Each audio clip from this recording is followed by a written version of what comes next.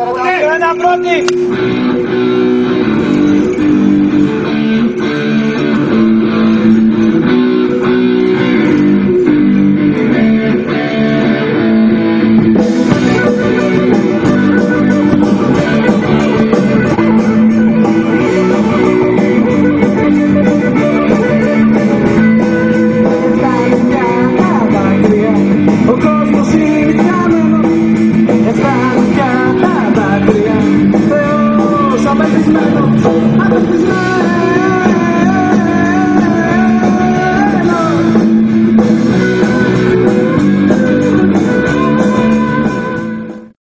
Μετά από 30 χρόνια και πάλι Ρόδα Τσαντάκη Κοπάνα.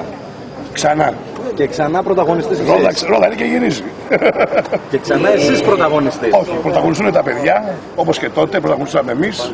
Τώρα είναι τα νέα παιδιά, ταλαντούχα, όμορφα, ζωηρά, νεανικά. Και εμείς είμαστε να τα βοηθήσουμε. Ένας από τους νέους πρωταγωνιστές. Ναι. Είμαστε τρεις, είναι ο Νάσος, η Σοφία και ο Αρίστος.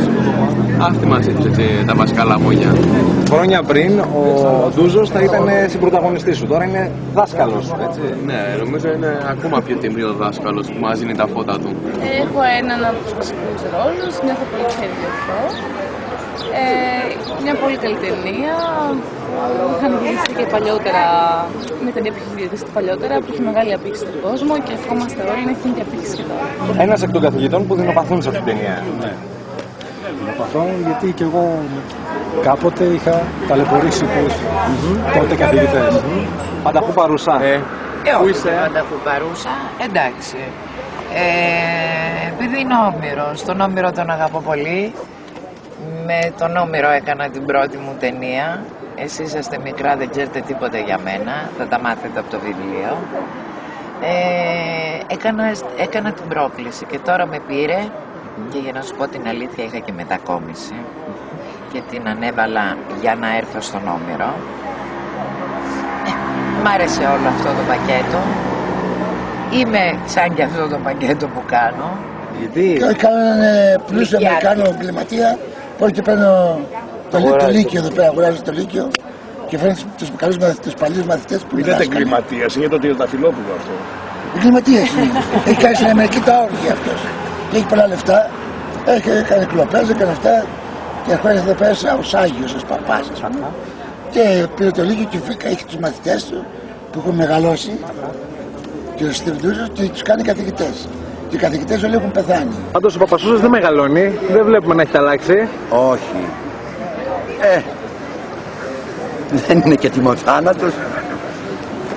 Όσο να είναι, έχει σιτέψει λίγο. Είναι αλήθεια ότι τις σούζες στη μηχανή τις κάνετε εσείς ο ίδιος? Βέβαια. Με προσωπικό ρισκό? Εγώ. Αν αποδείξω ότι λέτε ψέματα? Όχι, δεν λέω ψέματα γιατί και στην προηγούμενη ταινία στον Παπασούζα εγώ τις έκανα τις σούζες. Κάποια πράγματα που δεν μπορούν να τα κάνουν ηθοποιοί τα κάνω εγώ, ας πούμε. Επικίνδυνο δεν είναι για όσους γνωρίζουν. Άμα δεν γνωρίζεις, για όσους δεν γνωρίζουν είναι φωνητό όπλο. Είσαι εδώ για να πεις τον καιρό. Όχι βέβαια. Τι κάνεις? Είμαι εδώ ως Χρύση Λαμίσχου, ως ηθοποιός και παίζω το ρόλο μιας χοντρούλας μαθήτριας. Ρέση, να σε ρωτήσω κάτι. Είστε αυτοί που θα ταλαιπωρούν τους καθηγητές? Ναι, εμείς είμαστε.